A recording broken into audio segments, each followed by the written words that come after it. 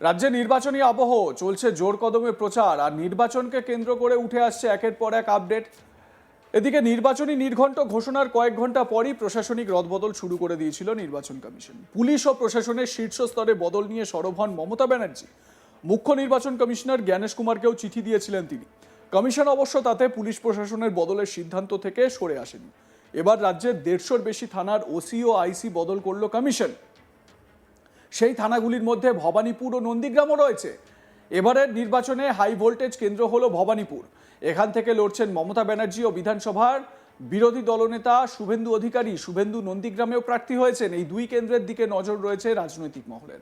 এবার এই দুই বিধানসভার থানার ওসি বদল করল নির্বাচন কমিশন। ভবানীপুর থানার ওসি করা হয়েছে সৌমিত্র বসুকে, আগে কলকাতা পুলিশের এসটিএফে ছিলেন তিনি।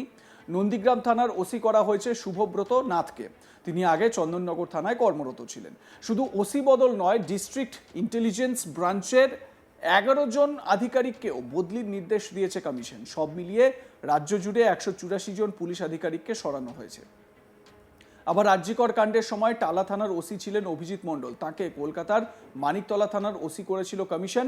কিন্তু নোটিশ জারির কিছুক্ষণ পরই কমিশন জানায় অনিচ্ছাকৃতভাবে অভিজিৎ মণ্ডলের নাম অন্তর্ভুক্ত হয়ে গিয়েছিল। তিনি বর্তমানে পদ্মশ্রী থানায় এখন যে দায়িত্বে রয়েছেন সেই দায়িত্বই পালন করবেন। অন্যদিকে নন্দীগ্রামের 2টি ব্লক সহ রাজ্যের 83টি ব্লকের বিডিও এবং সহকারী রিটার্নিং অফিসারকে বদলির নির্দেশ দিয়েছে কমিশন। তবে গোটা রদবদলে ভবানীপুর ও নন্দীগ্রাম থানার আধিকারিকদের পরিবর্তন বিশেষ তাৎপর্যপূর্ণ বলেই মনে করা হচ্ছে। উল্লেখ্য, রাজ্যের পুলিশ প্রশাসনের একটা অংশ তৃণমূলের হয়ে কাজ করে বলে বারেবারেই অভিযোগ করেন বিরোধীরা। এমনকি ভোটের সময়ও সেই সমস্ত আধিকারিকরা তৃণমূলের হয়ে কাজ করতে পারেন বলেও আশঙ্কা প্রকাশ করতে দেখা গিয়েছে বিরোধীদের। আর তাই এবার এই রদবদল বিশেষ চর্চার বিষয় হয়ে উঠেছে ওয়াকিবহাল মহলে। এদিকে রাজ্যের 267 জন বিডিও, বিভিন্ন থানার ওসি ও আইসিদের বদলি করার বিরুদ্ধে কলকাতা হাইকোর্টের প্রধান বিচারপতি সুজয় পালের ডিভিশন বেঞ্চের দৃষ্টি আকর্ষণ আইনজীবী তথা তৃণমূল সাংসদ কল্যাণ ব্যানার্জি। মামলা দায়েরের অনুমতি চেয়ে দৃষ্টি আকর্ষণ, পাশাপাশি দ্রুত শুনানিরও আবেদন। মামলা দায়েরের অনুমতি দিয়েছে প্রধান বিচারপতির ডিভিশন বেঞ্চ। মঙ্গলবার শুনানির সম্ভাবনা। উল্লেখ্য, এর আগে আইএএস ও আইপিএসদের বদলি করার বিরুদ্ধেও হাইকোর্টে জনস্বার্থ মামলা দায়ের করা হয়েছিল। সেই মামলার শুনানি শেষে রায়দান স্থগিত রেখেছে আদালত। এদিকে এই ওসিদের বদলি বা বিডিওদের এই বদলি প্রসঙ্গে এদিন বেলদার জনসভা থেকে ভোট প্রচার থেকে মমতা বন্দ্যোপাধ্যায় সরব হন এবং যারা এই বদলি হয়ে আসছেন তাদের উদ্দেশ্যে মমতা বন্দ্যোপাধ্যায় বলেন যে আমার হয়ে করতে হবে না, মানুষের জন্য কাজ করুন। কিন্তু তার যে ভঙ্গিমা, তার যে কথা বলা স্টাইল, সেটা কোথাও না কোথাও একটু বলা যেতে পারে হুমকির সুর মনে হলেও হতে পারে। আমার সহকর্মী রাহি হালদার তার প্রতিবেদনে কি বলছেন এই খবরে শুনুন। নির্বাচনী নির্ঘণ্ট ঘোষণা হবার পর থেকেই কিন্তু নির্বাচন কমিশন তাদেরকে দেখা যাচ্ছে একাধিক রদবদল, সেই রদবদল করাতে।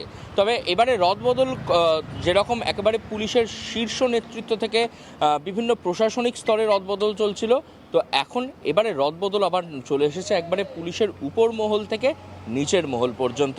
অর্থাৎ একদিকে যেমন ডিজি, সিপি, ডিজিপি, রাজ্যের আইএএস বিভিন্ন অফিসার তাদের যেমন বদল হচ্ছিল, ঠিক সেভাবে কিন্তু এবার একবারে পুলিশের বলা চলে থানা ভিত্তিক বিভিন্ন যারা আইসি এবং ওসি যারা রয়েছেন তাদেরও কিন্তু একেবারে বড় সড়ো রদবদল করতে দেখা গেল নির্বাচন কমিশনকে।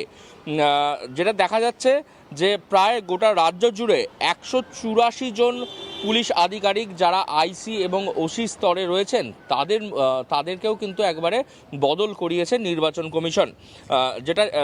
যেটা জানা যাচ্ছে যে নির্বাচন নির্ঘণ্ট প্রকাশ হওয়ার পর থেকে যেমনটা আমরা দেখছিলাম বিভিন্ন ক্ষেত্রে একের পর এক রদবদল করতে শুরু করেছিল, ঠিক সেভাবেই কিন্তু একেবারে পুলিশের রদবদল হয়েছে, আইএএস অফিসারদের রদবদল হয়েছে।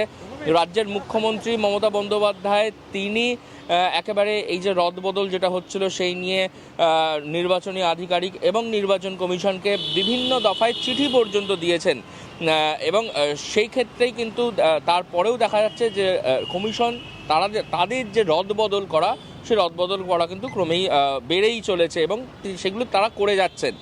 এবারে যে সমস্ত জায়গাগুলি হাই ভোল্টেজ কেন্দ্র, যেমন ভবানীপুর, সেখান থেকে যেমন প্রতিদ্বন্দ্বিতা করছেন মুখ্যমন্ত্রী মমতা বন্দ্যোপাধ্যায় এবং বিরোধী দলনেতা শুভেন্দু অধিকারী, সেই বিধানসভা এবং বিরোধী দলনেতা শুভেন্দু অধিকারীর নন্দীগ্রাম, যেখান থেকে তিনি বারবার প্রার্থী হন এবং এবারেও প্রার্থী হয়েছেন, সেই নন্দীগ্রাম বিধানসভায় এই দুই কেন্দ্রের দিকে গোটা রাজনৈতিক মহলের একবারে নজর ছিল।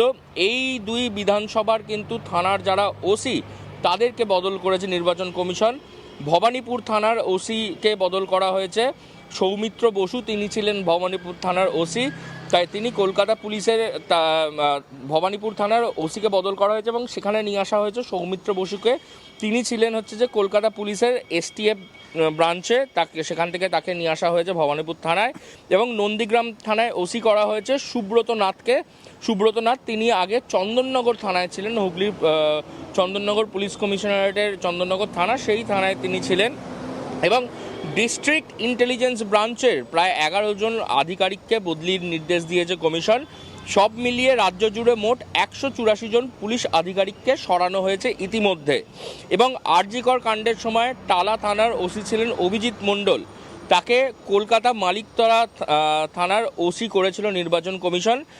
কিন্তু সেই নোটিশ জারি হওয়ার কিছুক্ষণের মধ্যেই কিন্তু যেটা দেখা গেল যে নির্বাচন কমিশনের তরফ থেকে এই যে নির্দেশিকা সেটাকে তারা ভুল হিসাবে জানায় এবং পরবর্তীতে অনিচ্ছাকৃতভাবে তাদের এই ভুল হয়েছে তেমনটা তারা জানায়। এবং পরবর্তীতে টালা থানার যিনি প্রাক্তন ওসি ছিলেন তাকে পর্ণশ্রী থানায় তিনি যে দায়িত্বে ছিলেন আবার সেই দায়িত্বেই তাকে রিপোস্টিং করা হয়েছে।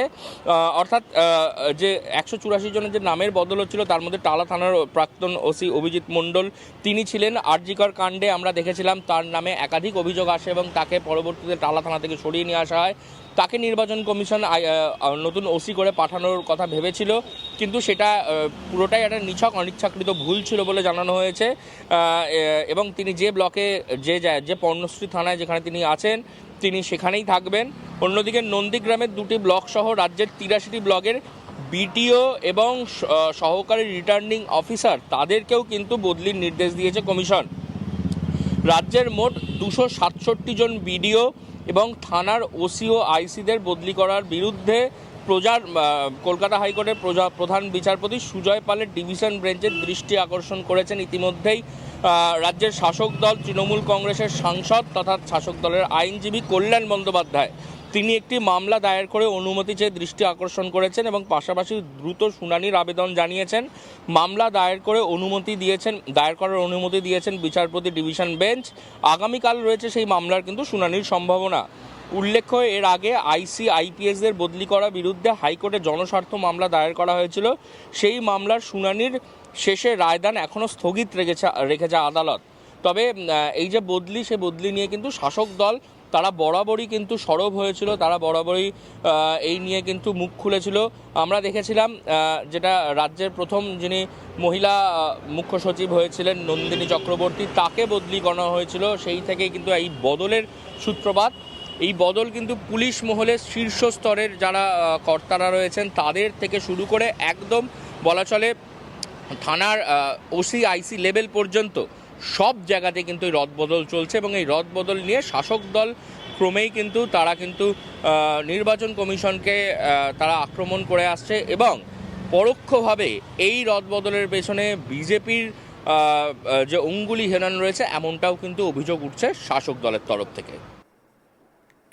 দেখতে থাকুন আজ তাক বাংলা, সাবস্ক্রাইব করুন আমাদের ইউটিউব চ্যানেলটি।